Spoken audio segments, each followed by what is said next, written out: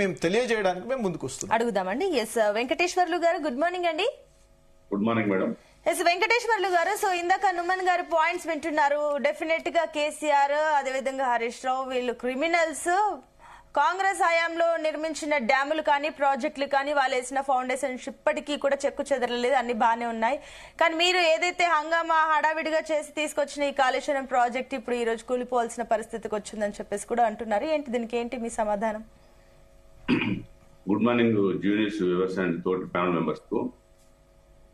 ఈరోజు కాళేశ్వరం ప్రాజెక్టు యొక్క కమిషన్, ఘోషి గారి కమిషన్ గత 15-16 నెలలుగా దర్యాప్తు చేస్తూ ఒక 4 days బ్యాక్ గవర్నమెంట్ కు సబ్మిట్ చేసింది. గవర్నమెంట్ 3 IAS ఒక కమిటీ వేసింది. ఆ కమిటీ పూర్వపరాలు తెలుసుకుంటుంది. ఆ కమిటీని కలవడానికి సాటర్డే మేము ప్రయత్నం చేశాము. వాళ్ళు పూర్వపరాలు బయటపెట్టడానికి ఛాన్స్ లేదని చెప్పారు. ఇలా కాంగ్రెస్ వాళ్ళు రాబోయే ఎంపీ ఎలక్షన్, మన లోకల్ బాడీ ఎలక్షన్ కోసం, జడ్పీటీసీ ఎలక్షన్ కోసం, జిల్లా పరిషత్ చైర్మన్ కోసం, మున్సిపల్ ఎలక్షన్ కోసం దీన్ని ముందు పెట్టి ఏదో బెనిఫిట్ పొందాలని చూస్తున్నారు. ఇప్పటిదాకా కాంగ్రెస్ మిత్రులు మాట్లాడిన దాంట్లో పచ్చి అబద్ధాలు మాట్లాడారు. ఇలా ఒక సుందిల్లా అన్నారం మేడిగడ్డ బ్యారేజీలో, మేడిగడ్డ బ్యారేజీకి సంబంధించిన 88 పిల్లర్లలో 2 పిల్లర్లు కుంగిపోయినాయి.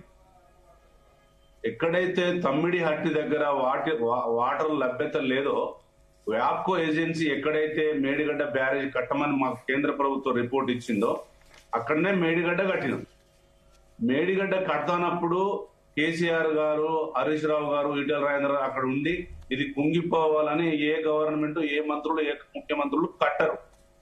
సరే, ఒకవేళ మీకు ఆ శాండ్ కు సంబంధించిన లేయర్స్ లలో ఏమైనా జరిగితే ఆ 3 పిల్లర్లు కుంగిపోయినాయి. కుంగిపోయిన తర్వాత 18-20 నెలలుగా రేవంత్ రెడ్డి గారు కాళేశ్వరం ప్రాజెక్టు మీద, కేసీఆర్ గారి మీద కక్ష గట్టి మెయింటెనెన్స్ చేయకుండా, దాని మీద రిపేరింగ్ చేయకుండా, ఓన్లీ కాళేశ్వరాన్ని కమిషన్ చూపిస్తూ, ఈ డెడికేషన్ కమిషన్ బీసీది చూపిస్తూ, ఎలక్షన్ కమిషన్ చూపిస్తూ కమిషన్లతోనే కాలం తీస్తున్నాడు తప్ప తెలంగాణ ప్రజల కోసం ఎక్కడన్నా అడ్మినిస్ట్రేషన్ లో ఏమన్నా చేసిండా? 50 సార్లు ఢిల్లీకి పోయిండు.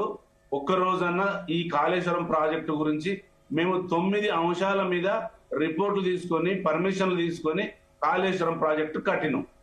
కాళేశ్వరం ప్రాజెక్టు కేసీఆర్ గారి స్వంతం కాదు, తెలంగాణ ప్రజల హక్కు. ఆ తెలంగాణ ప్రజలది, గవర్నమెంట్ది. ఒక ప్రాజెక్టు కుంగిపోయినప్పుడు రిపేర్ చేయాల్సిన బాధ్యత జలవనరుల శాఖ ఏం చెప్పింది, ఈ డ్యామ్ సేఫ్టీ అథారిటీ ఏం చెప్పింది అనేది అవి చూడకుండా ఓన్లీ కక్ష సాధింపు చర్యల్లో భాగంగానే ఇలా లీకులు చేస్తున్నారు తప్ప లీకులు లేవు, దాంట్లో జరిగింది ఏం లేదు. ఒకవేళ కమిటీ ఇలా ఐఏఎస్ల కమిటీ కనుక రేపు పొద్దున ఇలా క్యాబినెట్ లో పెడతారు. క్యాబినెట్ లో చర్చించిన తర్వాత క్యాబినెట్, ఐఏఎస్ల కమిటీ ఈ కమిషన్ ఇచ్చిన దర్యాప్తు నివేదికను రేపు అసెంబ్లీలో పెట్టాలి. అసెంబ్లీలో ఉన్నటువంటి 119 మంది ఎమ్మెల్యేలకు, కౌన్సిల్లో 45 మంది ఎమ్మెల్సీలకు వాళ్ళ రిపోర్ట్ ఇవ్వాలి, చర్చించాలి. తప్పు ఎక్కడ జరిగిందనేది ప్రజలకు తెలియజేయాలి. కానీ ఇలా కాంగ్రెస్ పార్టీ ఏం చేస్తుంది? లీకులు వచ్చినాయని మంత్రులు, ఐఏఎస్లతో కుమ్మక్కై ఏదో కేసీఆర్ గారిని, హరీష్ రావు గారిని బదనాం చేయడం కోసమే పేపర్ల లీకులు వస్తున్నాయి తప్ప, మొన్నటికి మొన్న శనివారం రోజు మధ్యాహ్నం 1 o'clock నేను నవీన్ మిట్టల్ గారి ఆఫీస్కి వెళ్లి కమిషన్ కమిటీ ఏమైనా బయటికి రావడానికి ఆర్టీఐ ద్వారా వస్తుందంటే, లేదంటే ఎవ్వరికి ఇవ్వడానికి లేదు, అది క్యాబినెట్ కి వెళ్తుంది, క్యాబినెట్ నుంచి అసెంబ్లీకి వెళ్తుందని నవీన్ మిట్టల్ గారు నాకు శనివారం నాడు ఇచ్చినటువంటి మెసేజ్. నేను రైట్ ఇన్ఫర్మేషన్ యాక్ట్ కింద అప్లై చేసింది కూడా మీకు జీనిస్ పంపిస్తే ఫోన్ ద్వారా చూడండి. కానీ రాబోయే ఎలక్షన్స్ ను ముందర పెట్టుకొని కాళేశ్వరంలో కుంభకోణం అయింది, ఏటీఎం లా మారిందని చెప్తే, ఇలా 11 సంవత్సరాల కేంద్ర ప్రభుత్వంలో బీజేపీ గవర్నమెంట్ ఉంది, 20 నెలలుగా ఇక్కడ కాంగ్రెస్ గవర్నమెంట్ ఉంది. మీరు ఇప్పుడు దర్యాప్తు ఘోషి గారు చేస్తున్నారు, దానికి గౌరవ హరీష్ రావు గారు, ఈటెల రాజేంద్ర గారు, గౌరవ కేసీఆర్ గారు సహకరించారు.